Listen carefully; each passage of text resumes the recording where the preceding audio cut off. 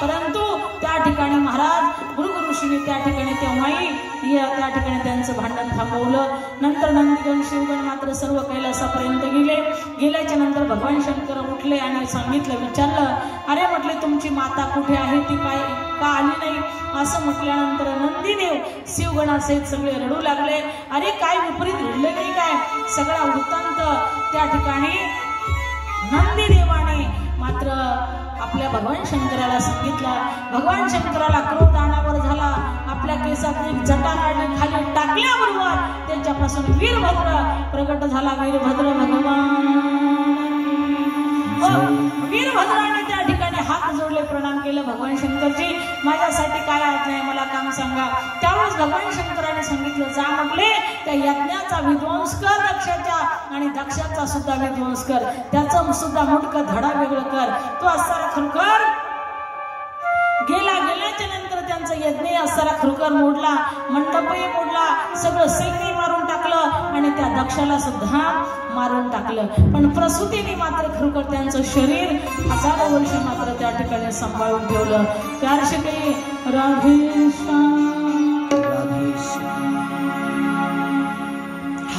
म्हणून अशा पद्धतीने त्या ठिकाणी 3 मुलींचा थोडक्यात विस्तार तुम्हाला मी सांगितला. आकुती देव होती प्रसूती त्या 3 मुली आणि 2 मुलं होते बरं का स्वयंभू म्हणूला. 2 मुलं कोणचे?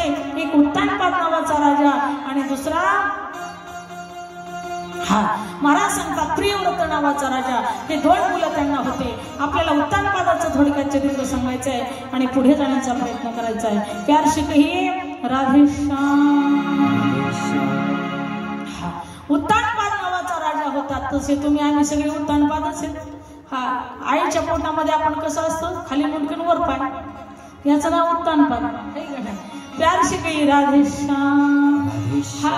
उत्तानपाद नावाचा राजा, त्याला 2 पत्न्या, सुरुची आणि सुनीती.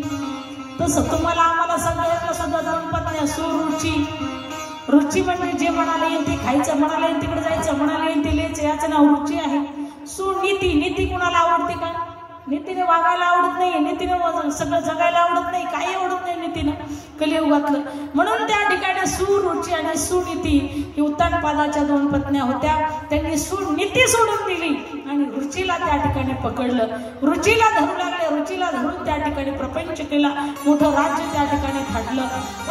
असं साधू संतांच्या मुखाद्वारे ऐकलेलं आहे. एक दिवस उत्तानपाद राजा दिग्विजय करण्यासाठी गेलेला असताना त्या ठिकाणी सुनीतीला जिथे कुटिया बांधून दिली होती त्या कुटियामध्ये ते राहिल्याच्या नंतर त्यांना तिथून पुढे असणारा खरोखर त्यांना मुलगा झाला. त्याचं नाव ध्रुव महाराज की. सुरुचीला जो मुलगा झाला त्याचं नाव उत्तम. आणि त्या ठिकाणी ते मुलं हळूहळू मोठी झाल्याच्या नंतर सुनीतीने अद्याप मात्र आपल्या मुलाला पित्याच्या नावाबद्दल पित्याची ओळख करून कधीच दिली नाही. का?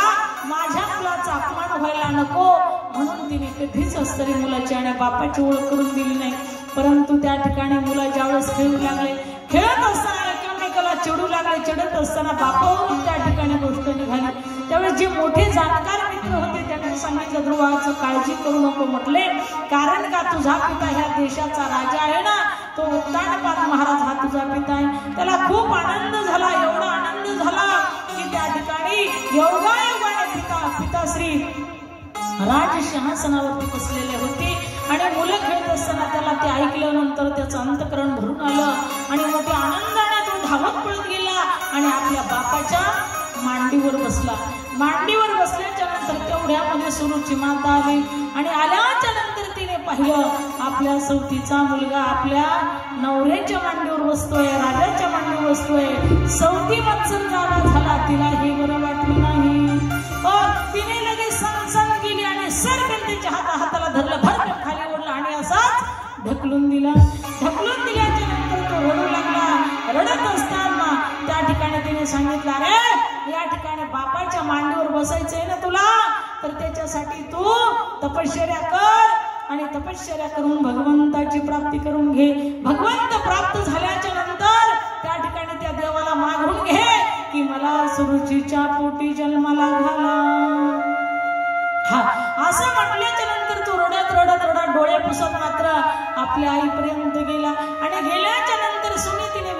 बेटा अरे काय झालं तुला, कुणी तुझा अपमान केला, कुणी तुला मारलं का, कुणी तुझं ताडण केलं का, कुणी तुला अपशब्द बोललं का. त्यावेळेस त्याने सांगितलं अगं माते माझ्या असताना छोट्या आईनं त्या ठिकाणी अपमान केला आणि तुझा सुद्धा अपमान केला, तू सुद्धा अभागिनी आहे म्हणून अशा पद्धतीने तिने अपमान केला. ती म्हटली बेटा सुनीती, तिने नीतीच्याच गोष्टी सांगितल्या. तिने सांगितलं बेटा काळजी करू नको, ती सुद्धा तुझी माता आहे.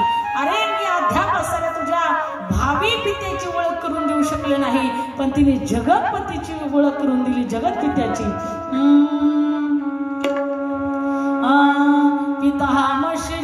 पितामहस्य राधेश्याम.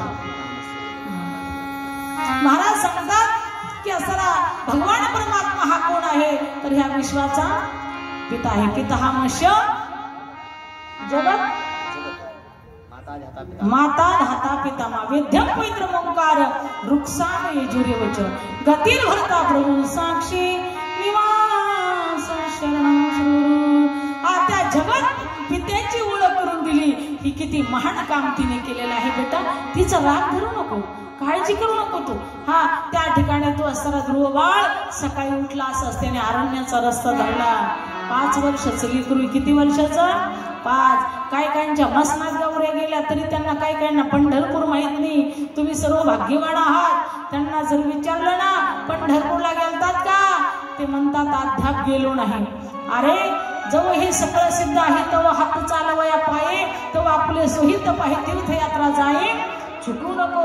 जोपर्यंत शरीर चांगलं धष्टपुष्ट तोपर्यंत तुम्हाला ऊन वारा थंडी सहन होईल आणि तुमची नाटी बुटी साठी झाल्याच्या नंतर काय सहन होणार आहे का. म्हणून काही खरोखरच असतं रे खरोखर. महाराज सांगतात मनुष्याणाम श्री सुखचित सिद्धेत तमपि सिद्धाणाम कश्यन्यवेती तत्वतः. एखादं काही असं तुरळक माणसं खरंच नाही पंढरपूरला आलेले, असे मी अनुभवले. म्हणून त्या ठिकाणी महाराज 5 वर्षाचं लेकरू. लक्ष आहे ना राधेश्याम. 5 वर्षाचं लेकरू अरण्यामध्ये जात आहे. नारद महर्षी त्याला आडवे आले. ए बेटा जा माघारी, तुझे खेळणे कुदण्याचे दिवस आहेत, दूध पिऊन उड्या मारायचे दिवस आहेत. म्हटलं इकडे कुठे चालला, इकडे वाघशिण तुला खाऊन टाकतील. असं म्हटल्याच्या नंतर त्याने हात जोडले आणि सांगितलं महाराज मला जर चांगलं सांगायचं असेल तर सांगा, पण घरी जायला सांगू नका. याला म्हणतात निष्ठा, याला म्हणतात ठाम एक तत्व नाम रूढ धरी म्हणा हरिशी करुणा येईल तुझी. ठीक आहे. नारदजीने त्यांचा हट्ट पाहिल्याच्या नंतर नारदजीच्या लक्षात आलं एकच गाडग नाही पक्क गाडग आहे. मग त्याला मंत्र दिला, सांगितलं तू असताना हा जप कर.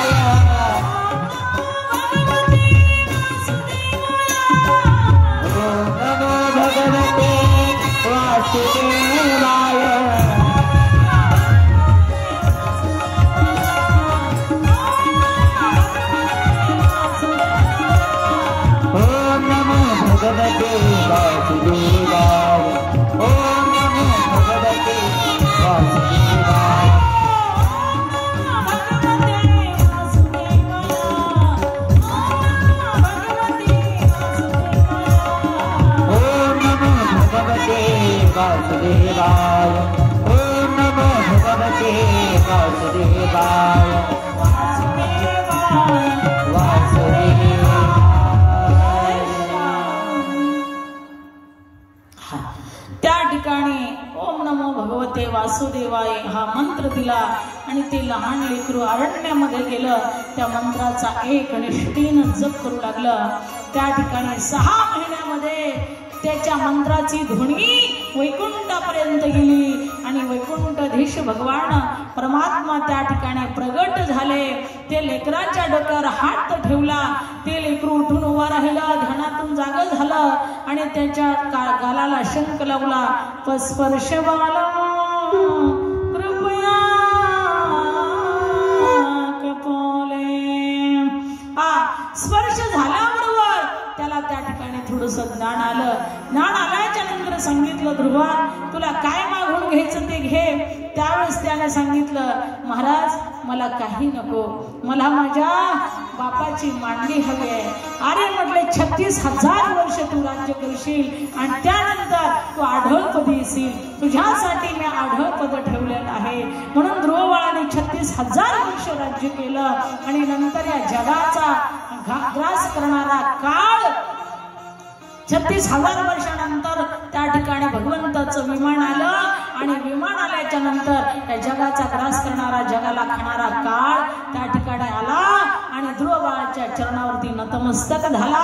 सांगितलं, माझा आधी स्वीकार करा महाराज, माझ्या पाठीवरती पाय ठेवा आणि नंतर विमानामध्ये प्रवेश करा। म्हणून जगा काळ खाय त्याच्या माथा दिवा मी पाय। म्हणून जगाला काळ खात असेल पण साधू संतांच्या चरणावरती तो काळ काय करतो तर नतमस्तक होतो।